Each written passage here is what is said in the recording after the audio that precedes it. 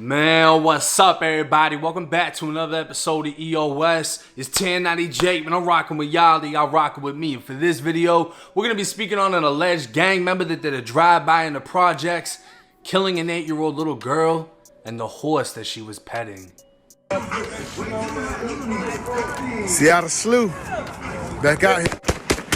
Aubrey Anthony was gunned down right here on 3rd Avenue, right in front of her home back in January. And police say she was petting a horse in front of her yard when she was shot in the back of the head, and that horse was also killed. January 6th, 2022. It was 7:06 p.m. in Augusta, Georgia when a sheriff's deputy was dispatched to the Dogwood Terrace housing projects. A woman outside one of the many buildings on 3rd Ave flagged down the deputy, stating her son had been shot. The 16-year-old was laying on the ground with a white towel that was quickly turning red as he compressed the 2 gunshot wounds above his right knee. A witness who called 911 told the deputy a gray vehicle drove by, firing 13 shots, while another witness stated he saw a red vehicle fire 5. The team was placed in an ambulance and transported to a nearby hospital as investigators located a total of 11 spent shell casings left at the scene. At this time, another deputy was dispatched to University Hospital for a 14-year-old gunshot victim who just arrived. Speaking with the victim, he was walking through the Dogwood Terrace projects between 2 buildings on 3rd Ave and heading towards the gas station for a drink. That's when he heard 10 shots go off and saw his friend hit the ground. As he ran back to his own building, a bullet struck him in the ankle, and his grandmother quickly drove him to the hospital. A day later, the Dogwood Terrace projects would be targeted again, at almost the exact same time. It was 7:25 p.m. when deputies received a call. Another shooting on 3rd Ave, and another gunshot victim. But this time, a shockwave would be felt throughout the city. A little girl had been petting a neighbor's horse when an SUV pulled up firing round after round, one of which entered 8-year-old Aubrey Lee Anthony's head while the horse was shot in the process. She'd be transported to a nearby hospital where she'd later die, and the horse she spent her last joyful moments with would also die from its injuries sustained during the shooting. Richmond County Sheriff's released still shot photos from a surveillance camera capturing an orange Jeep that was suspected as having been used in the murder. January 10th, 2 days after Aubrey was killed, a traffic stop in neighboring Columbia County would make a break in the case. 3 men were pulled over with a search of the vehicle, recovering multiple firearms and several credit cards belonging to multiple people who weren't in the car. A large amount of cash, drugs, and paraphernalia were also found, leading to all 3 men being arrested, but one man specifically stood out. He was identified as 22-year-old Antoine Redfield, was out on bond, and had previously been charged with a double murder stemming from a gunfight at a local nightclub. Antoine was arrested on narcotics and weapons charges along with the 2 other men in the vehicle and transported to the county jail. While incarcerated, investigators working in Aubrey's murder were able to locate the orange Jeep believed to have been used in the shooting, and a warrant went out for Antoine's arrest, charging him with murdering the 8-year-old little girl, while sheriffs made it clear they expect more arrests to be made. April 13th, 2022, the Augusta County District Attorney's Office announced the LOE indictment charging 5 members of the Loyalty Over Everything Street Gang with the murder of Aubrey Anthony. One of the gang members was also charged with the double shooting of 2 teenagers 2 days before in the same housing projects.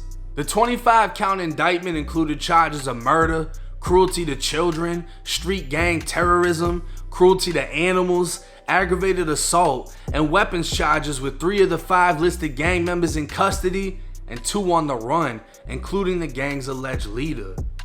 But many are wondering how Antoine was free to commit murder while on bond for 2 other murders. Apparently, a fight between 4 men had turned deadly outside of a nightclub in 2019 when weapons were drawn and gunfire was exchanged, leaving 2 men dead. And while the fight and parts of the shooting were recorded on camera, it was unclear who initially opened fire versus who fired in self-defense. That, along with other factors such as no weapons being recovered, led to both murder charges against Antoine being dropped. And at this time, all 5 gang members are facing life in Georgia's prison system. Hey, Now, anytime a child is killed in a drive-by, there's no respect for the shooter, the shooters. I don't understand how you don't see an 8-year-old little girl petting a fucking horse. You know what I mean? And why would you even open fire in that direction? Nobody else was hit. They don't believe she was the intended target, but it just, I don't know. I don't know why you would make the decision to follow through with whatever evil intentions you had. But not only that, they spun the block 2 days before and ended up shooting a 16 and a 14-year-old. But everyone that's in the indictment is like 18 to 22. Y'all beefing with kids. Like, even if this was a fight, this is like college kids fighting high school and middle school kids. But instead, y'all trying to kill them. Y'all shooting at them. Unless they're just spinning through the project, shooting at anything moving, I mean, it still sounds crazy.